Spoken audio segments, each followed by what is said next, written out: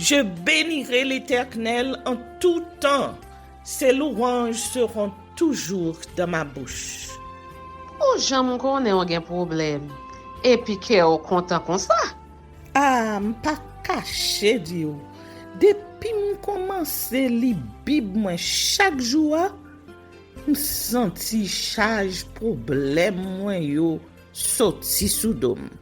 Oh, si c'est comme ça, moi pour aller couvrir acheter un Bible. Dégager au marché. Mais en attendant, ou qu'attendez radio-télévision d'espoir? Radio Vision d'Espoir. Oh, moi t'attendais une annonce comme ça, oui.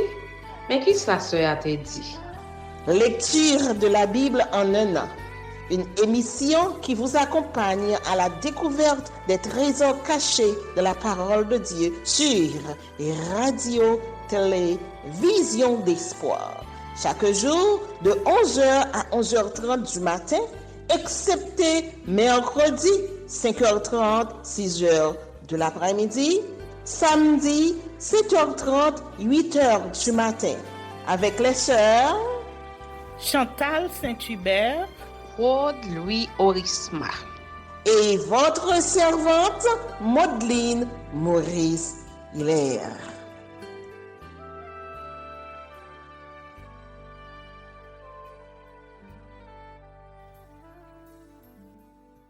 Saint-Esprit de Dieu, fais-nous la grâce de jouir de ta présence durant cette lecture qui enseigne, convainc, corrige, instruit et qui sauve. Au nom de Jésus. Amen. Introduction au livre d'Esther. Ce livre a pour titre le nom d'une femme, Esther, qui veut dire étoile, héroïne grâce à laquelle les Juifs en exil échappent à une extermination préméditée à Babylone. L'histoire se passe sous la domination des Perses dans un vaste territoire qui s'étendait de l'Inde à l'Éthiopie sur 127 provinces. Le cadre de l'action est bien défini. L'histoire se déroule pendant le règne du roi Assuérus, ou selon l'histoire antique, le roi Xerxès Ier. Le lieu est Suse, ancienne capitale d'Élam, choisie comme ville de résidence par Darius Ier. Père de Xerxès, dans l'histoire biblique, les événements racontés s'insèrent entre l'époque du premier retour à Jérusalem, conduit par Zorobabel et Josué, sous le règne de Cyrus, et de celle de Néhémie, qui exerça son activité sous le successeur de Xerxès, Artaxerxès Ier. C'est un récit pathétique à travers les péripéties vécues par les deux héros, Esther et Mardochée. C'est le sort même de tout un peuple qui se joue. La reine Vasti fut disgraciée après sa désobéissance publique à son époux ivre, le roi Assuérus. Une juive, fille de l'oncle de Mardochée, fut choisie d'entre plusieurs jeunes filles vierges et belles de figure comme nouvelle reine. Mardochée déjoua entre-temps un attentat contre le roi. Haman, favori du roi, amalécite nourrissant des rancunes à l'égard de la race juive, usa de subterfuge pour que le roi signe contre les Juifs un édit relatif à leur extermination. Ce fut la consternation et le jeûne parmi les Juifs. Que faire concrètement? Dans les coulisses du pouvoir, Mardochée incita Esther à entreprendre des démarches auprès du roi. Haman chercha alors à faire périr Mardochée. Providentiellement, le roi décida de récompenser le dénonciateur de l'attentat contre lui. C'est Mardochée qui reçut des honneurs royaux au détriment de Haman humilié. Dénoncé par la reine Esther, Haman fut mis à mort. Un édit en faveur des Juifs fut signé par le roi, les appelant à se défendre et à se venger de leurs ennemis. Une fête perpétuelle, celle des Purim, immortalise cette histoire. Et le juif Mardochée, le premier après le roi Assuérus, devient une sorte de héros national à l'étranger. Le livre d'Esther met en valeur l'importance de la providence dans la vie d'un individu et d'une nation. Il y a aussi le nationalisme et le désir de légitime défense ou de vengeance des Juifs menacés d'extermination. Le racisme, le tribalisme ou ethnofascisme et d'autres rejets entraînent en général des réactions presque identiques à celles de ce livre. Bref, la haine appelle la haine et la violence conduit à la violence.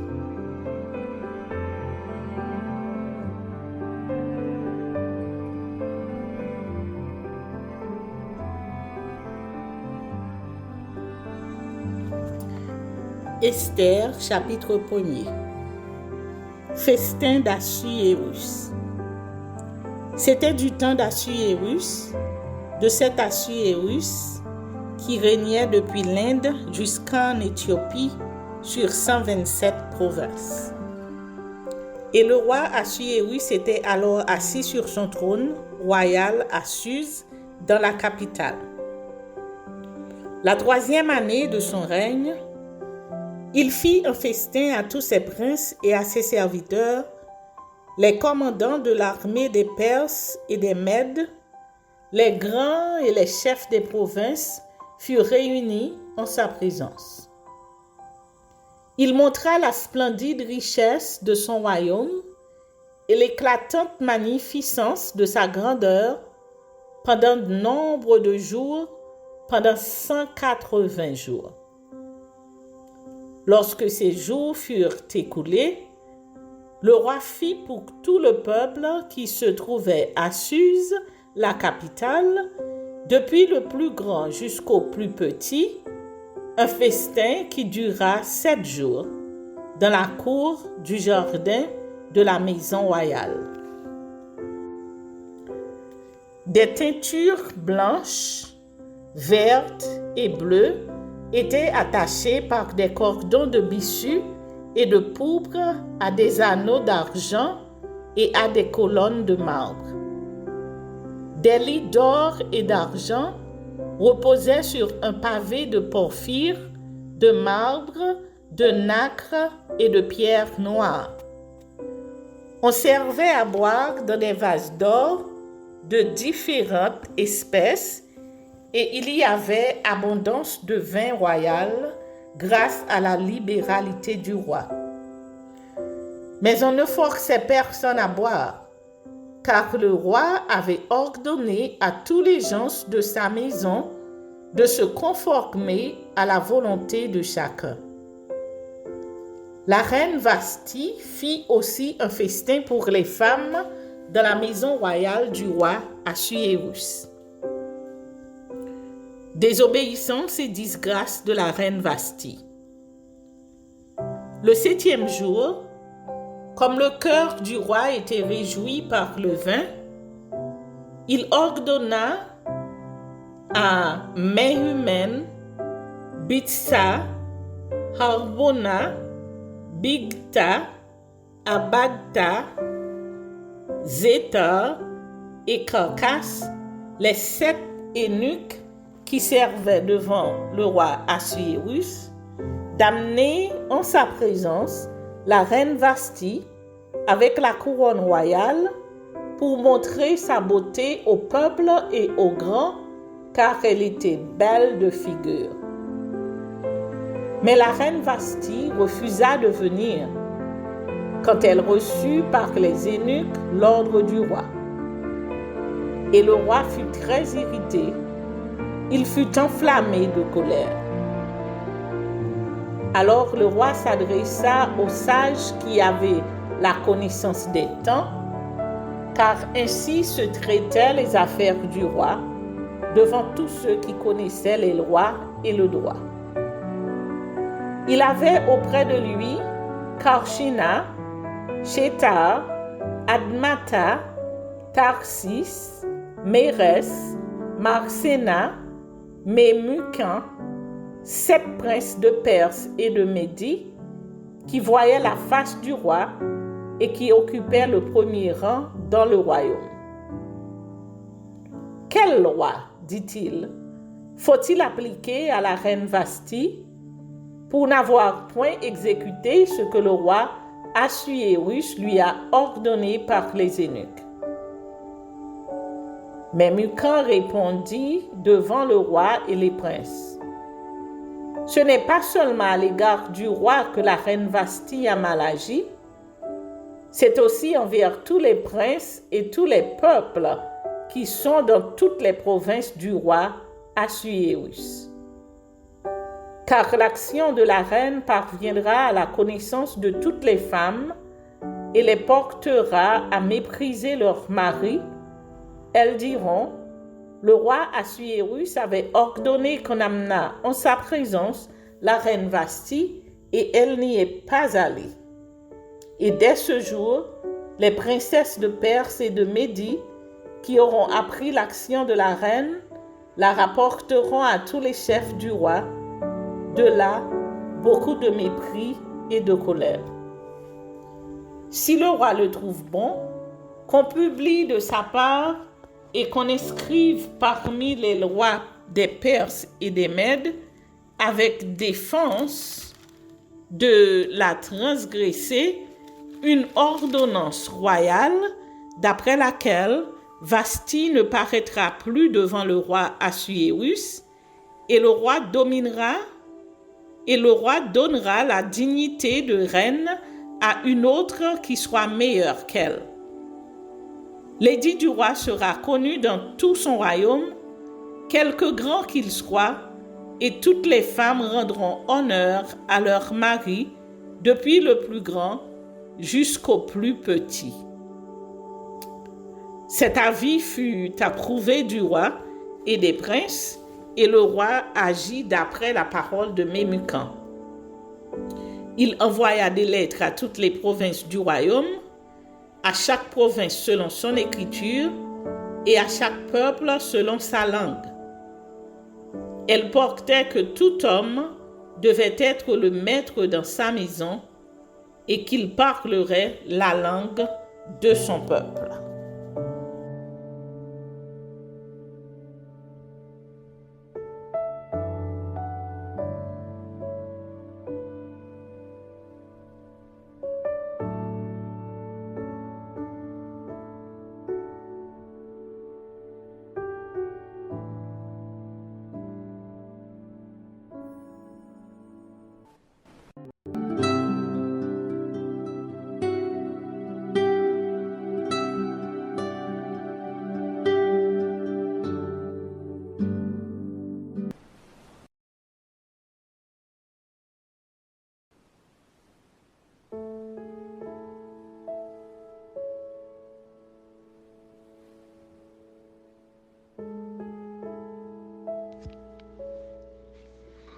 Le torrent sortant du temple. Ézéchiel chapitre 47. Il me ramena vers la porte de la maison. Et voici de l'eau sortait sous le seuil de la maison, à l'orient, car la face de la maison était à l'orient. L'eau descendait sous le côté droit de la maison, au midi de l'autel. Il me conduisit par le chemin de la porte septentrionale, et il me fit faire le tour par dehors jusqu'à l'extrémité de la porte orientale. Et voici, l'eau coulait du côté droit. Lorsque l'homme s'avança vers l'orient, il avait dans la main un cordeau, et il mesura 1000 coudées. Il me fit traverser l'eau, et j'avais de l'eau jusqu'aux chevilles. Il mesura encore 1000 coudées, et me fit traverser l'eau, et j'avais de l'eau jusqu'aux genoux. Il mesura encore 1000 coudées, et me fit traverser, et j'avais de l'eau jusqu'aux reins. Il mesura encore 1000 coudées. C'était un torrent que je ne pouvais traverser, car l'eau était si profonde qu'il fallait y nager. C'était un torrent qu'on ne pouvait traverser. Il me dit, « As-tu vu, fils de l'homme? » Et il me ramena au bord du torrent. Quand il m'eut ramené, voici, il y avait sur le bord du torrent beaucoup d'arbres de chaque côté. Il me dit, « Cette eau coulera vers le district oriental, descendra dans la plaine et entrera dans la mer. Lorsqu'elle se sera jetée dans la mer, les eaux de la mer deviendront saines. Tout être en vivant qui se meut vivra partout où le torrent coulera. Et il y aura une grande quantité de poissons, car là où cette eau arrivera, les eaux deviendront saines, et tout vivra partout où parviendra le torrent. Des pêcheurs se tiendront sur ses bords, depuis En-Gedi jusqu'à En-Eglaïm. On étendra les filets. Il y aura des poissons de diverses espèces, comme les poissons de la grande mer, et ils seront très nombreux. Ces marais et ces fosses ne seront point assainies.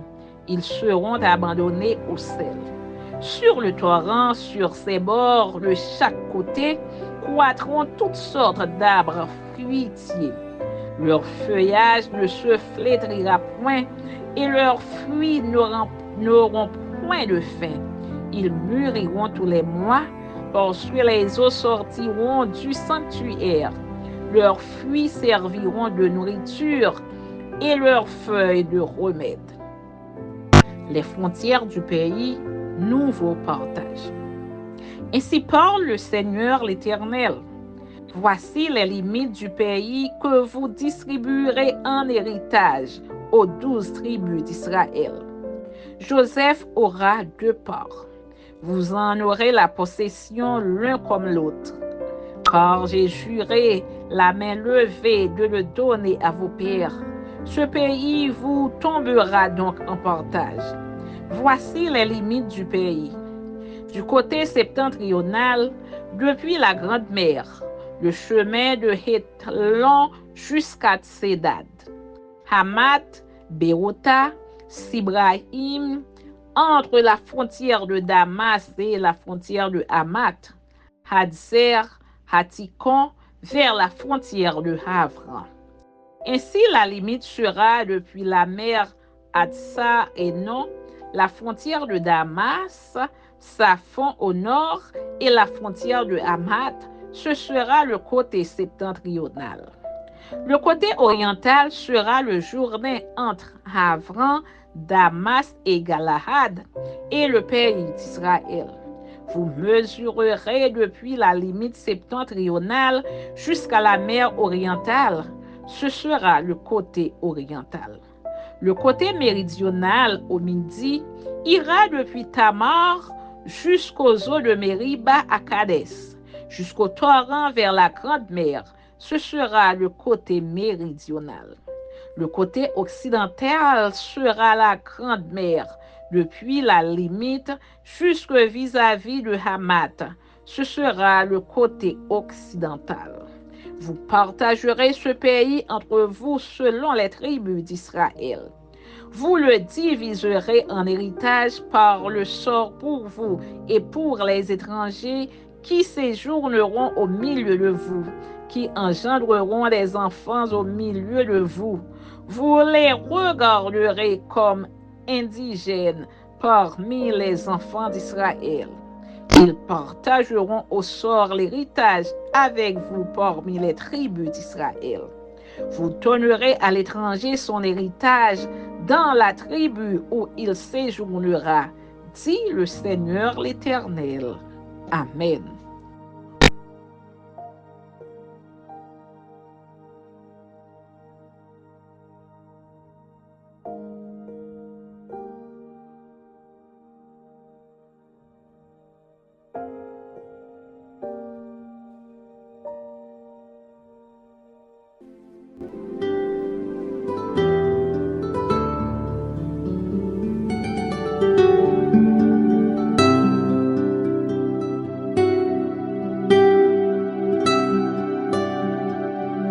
Merci Seigneur de nous donner le discernement dans la lecture de ta parole, que nous y prêtions attention afin d'appliquer notre cœur à la sagesse.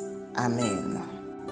Que celui qui a des oreilles pour entendre, entende, et que celui qui lit fasse attention.